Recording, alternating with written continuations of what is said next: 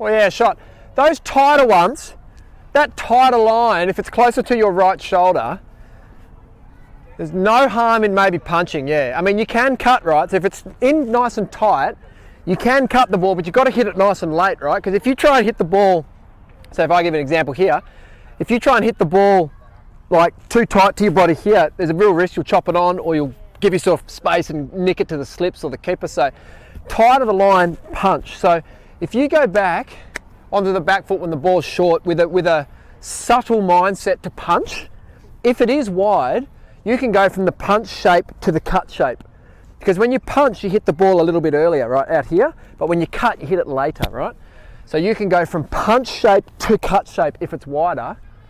However, if you go look to cut one that's too tight to you, you see it all the time, you're like, oh, like that, and you chop it on, or blokes lean back and they nick it or guide it to the slips, or gully, you know.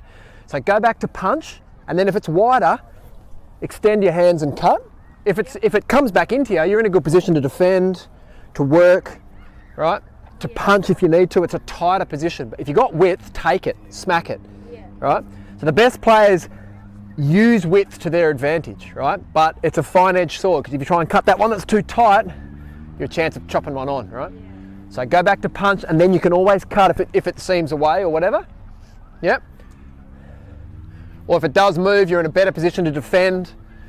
If you go back to that off stump, look to punch, you know where your off stump is, you can leave it if you need be, you can tuck it, you've got options.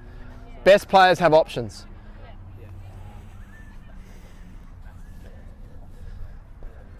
Versatile batters have multiple options, don't they? To score, to be safe, their risk return is always in their favour.